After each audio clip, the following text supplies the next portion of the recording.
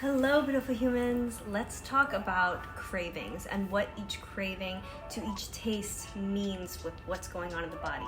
First of all, when it comes to cravings, it's really important to know that there's a possibility for cravings to be emotional or biological or to feed our cells.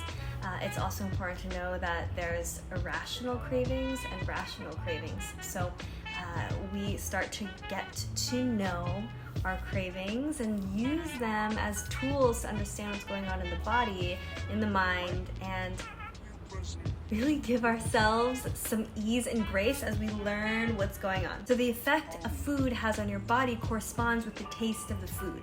Each of the 6 tastes have its own certain healing properties, meaning 2 foods that might be totally different but have similar tastes likely have a similar healing effect. And we're talking about whole foods, not processed foods, which the body literally cannot process, and it will tell your mind to keep eating more.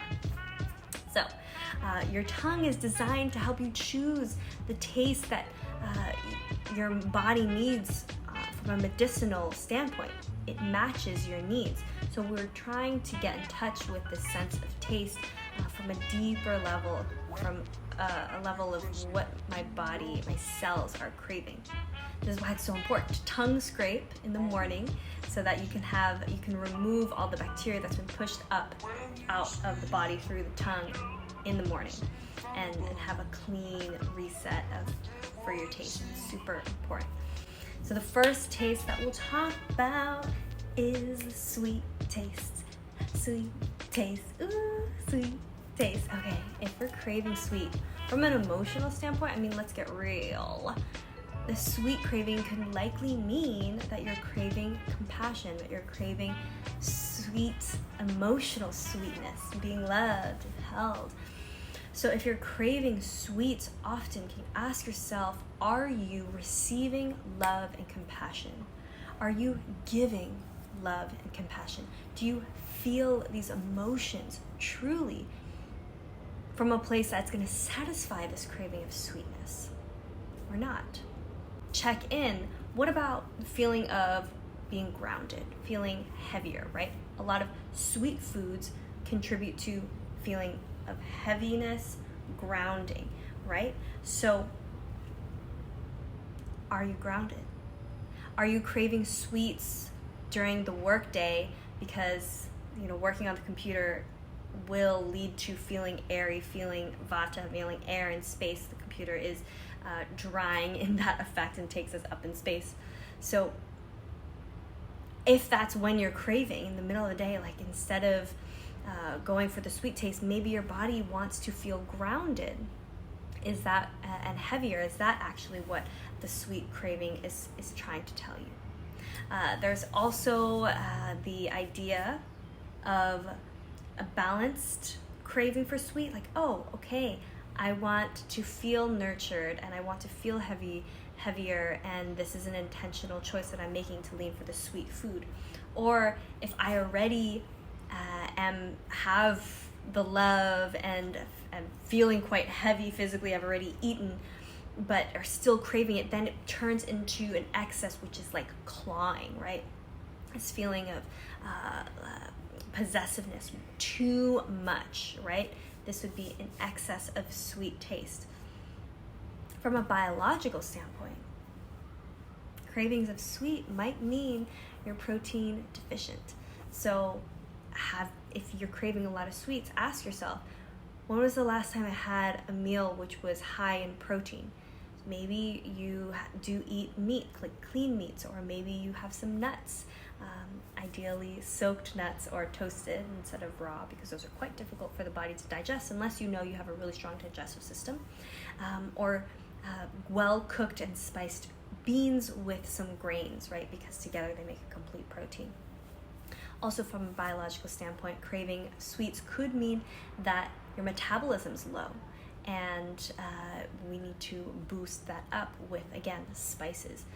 It can mean that you're tired and you're looking for more energy, because taking in sweet foods, sweet like fruits, are really fast energy to burn. So maybe that's what you're looking for, is more energy. right? So for these to have these effects, maybe you add the spices to your dinner, like cumin, black pepper. Maybe you look at your exercise routine, add some bitters through greens or bitter ghee. These are some ways to incorporate what the sweets is asking of you if you feel like you're already receiving enough of the sweet taste in your diet and in your life. So think about it. Nurturing or clawing? Where is this craving of sweets coming from? Let's get into it. So we're talking about taste, and we're talking about cravings for each taste and what they mean in the body, what they could be telling us, what our cravings are telling us about our internal world, mentally and physically on a cellular level. And this is important to have all 6 tastes in our diet, because if we don't have all 6, it's likely that we're going to keep eating because the body wants to satisfy the other tastes, and it's looking to receive it from different avenues. So we want to make sure we have all 6 tastes as much as we can in our meals, which is why we have something like khichdi in Ayurveda, which has all 6 tastes, and we use it for cleansing purposes. Know that we are fed fully by all the tastes, which also have digestive, specific health properties and digestive properties. So let's get into the next one. We talked about sweetness. Next is sour. So why would we crave sour? What does sour do? It's stimulating, right? It stimulates secretions. If you're craving sour often, maybe it means that there's dryness in the GI tract because your body is trying to secrete juices so that it can lubricate it up.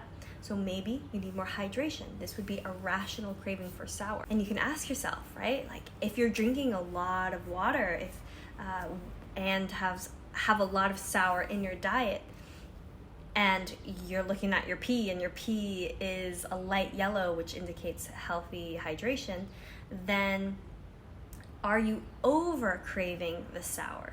This would lead to toxicity, right? Because sour is also can lead to heat, right? Which could lead to inflammation and toxicity. So there's the balance of stimulating versus an excess toxic, right? So are we craving sour to stimulate secretions to help moisturize a dry GI tract and gain more hydration, or are we is our feeling of toxicity and we're looking for more stimulation and more? This is something to ask yourself.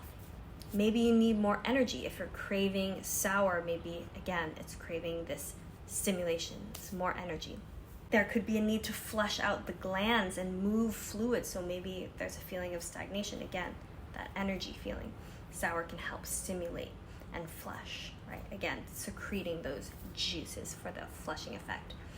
If you have, like I said, a lot of moisture already, maybe your palms are sweaty and your mood is sour, then maybe there's this excess of sour. And if there's an excess, then that becomes a more irrational craving, and we're looking for something that is already like us to invigorate, to overindulge. So ask yourself, what is your relationship to sour cravings? Next, we have salty cravings. Salt Bay. So when it comes to salty cravings, if you're craving a lot of salt, maybe you need more hydration. Again, why? Because salt makes us retain water. And if the body is craving salt, then it's trying to likely retain water and might mean actually you need hydration. So you can add a little bit of salt to your water, so the stimulation of digestive juices and electrolytes and minerals, plus bringing the water into the digestive system properly, because whenever there's salt, the water will follow, and this can be helpful. But if there's an excess, if you know that there's a lot of salt in your diet already, then maybe you're searching for desire a little too much. Maybe there's a craving for desire. When was the last time you desired something and didn't receive it like that, right? We're in such a time of quick stimulation, of quick ask and receive, like the phones and everything is just all quick fixes, right? And the feeling of desire that we can just sit in, that in itself can be so pleasurable. So saltiness stimulates desire. So ask yourself, is that something that you receive enough of to just desire and not need to have that thing? It's an interesting question. Salt also nourishes and strengthens the nerves. It stimulates us, right? It's like kind of exciting and intense, yet it also makes us feel a little heavy at the same time. So this nourishment and strengthening of the nerves at the same time, that's what saltiness does in the right amounts. So ask yourself, is there something going on with my nervous system? Is there something that I need to soothe? Can saltiness intentionally help bring and soothe and bring water and hydration to my nerves? Maybe it is medicine in the right doses. All of this, medicine in the right dose. What's next? Let's talk about the spice of life, spicy foods and pungent tastes. I don't know. So why would we crave spicy, pungent foods? What spicy foods do is they literally irritate the tissues. They irritate the tissues, which creates that intense spice effect.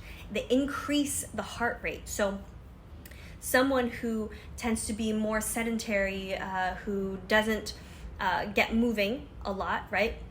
They might crave spicy foods to get their heart rate going, right? This would be a balancing effect.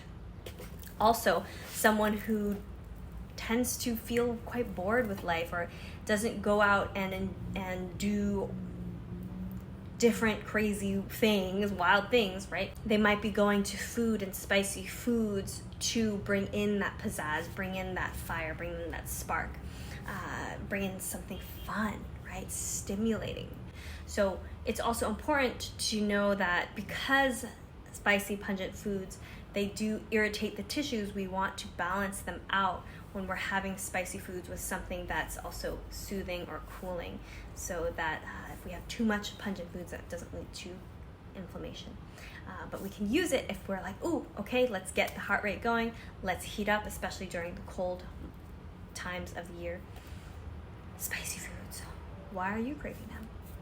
Next, astringent foods or chalky foods, that chalky feeling in the mouth. So when the mouth gets nice and dry from foods. They typically have a lot of minerals and a lot of vitamins. It's really dense in terms like potassium, iron, calcium, magnesium. These are all the types of minerals that create that tightening effect. Craving for astringent could tell you that maybe I'm low or I'm missing these essential minerals that my body actually needs and is craving. So this would be a rational craving for these foods so that I can balance out what I'm missing.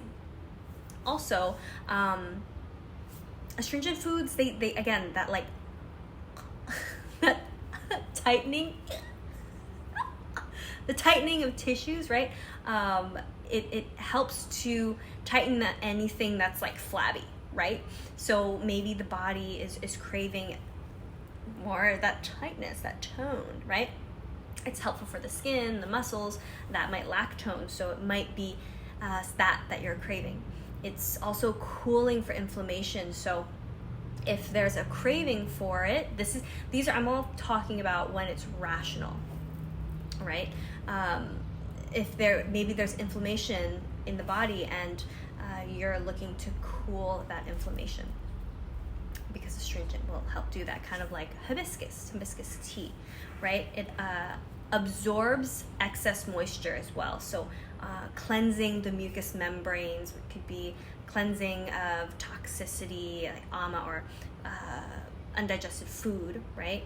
It will help scrape the fat and improve absorption, because if there's like dampness it can help to absorb that and also help bind the stool, right? If stool is really loose and mucousy, right, astringent will help to tighten that up, which is what we want. So a lot of people don't crave this. A lot of people don't crave astringent.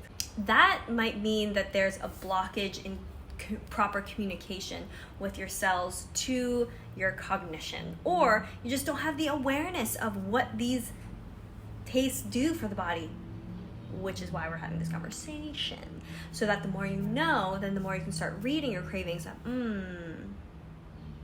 Start to listen to your cravings, right? Start to understand what each taste means, and then provide, right? So how can you get astringent foods? This is things like sesame seeds, like kale, like I mentioned hibiscus tea, tahini, right? The peel of a banana, and you can wash a banana with the outside of the banana with baking soda, and then you can use that and steep it into tea. It's really good. It has really good minerals and for hydration, potassium, all that good stuff. So start to tune in. Ask yourself, do I crave astringent foods? Do I or do I not? If I don't crave astringent foods, is it because I don't have astringent foods in my diet at all, and my body is always hungry and constantly eating, but not eating astringent foods? So maybe your body's trying to get you to eat more because it's looking for the minerals and the nutrients and the digestive properties of astringent foods, but because you're not aware of what those foods are / putting them in your diet, then you haven't been doing that. So now that you know, ask yourself, am I getting my dose of astringent foods in my meals? Try it out.